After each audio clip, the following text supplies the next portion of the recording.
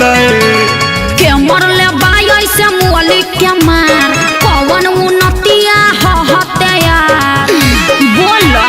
मरबो पाली जा के मरले बाई ऐसे मुअली के मार कौन उन्नतिया हते यार अरे तोरा करत रे आ गली में तोरा धरैनी रे कैसे भाई से तोरा पिटैनी रे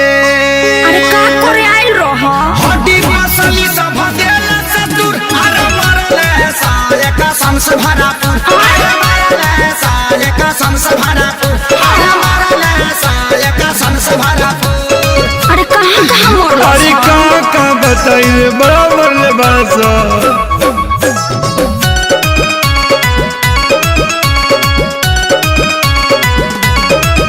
मुँह खोला होट बलेटवा खिया दी अब नया राजा हरदी पिया दी 45 मरब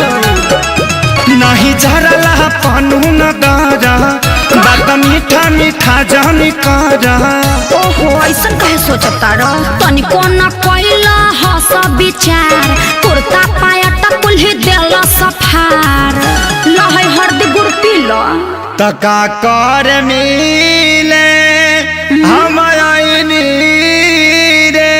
प्यार में आ गलती भारी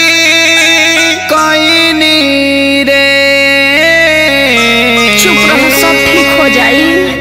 पूछा दारू अब तू हर दिला गुड़ अरे मरले साले कसम से भरापुर अरे मरले साले कसम से भरापुर अरे मरले साले कसम से भरापुर अरे चुप रहो चलो भोका माइस के सुई दिबा दी वो कौन सुई है दुख हरनी सुई अच्छा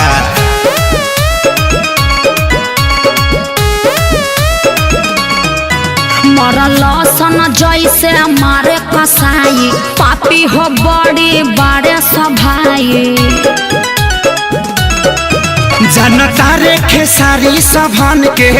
सब खेला है बचन के माने के नहीं मोहब्बत में हार ठीक नहीं कोइला सभाई हमार अरे हेंगा कोई मारेला अरे इज्जत अपन हम लुटैनी रे आ सोनू के बात में पड़क गईनी रे रहे के बायब तो तोरा से दूर अरे मरले साले कसम से भरा अच्छा चुप रहो मरले साले कसम से भरापुर अरे मरले साले कसम से भरापुर अरे बाप रे बाप दर्द होता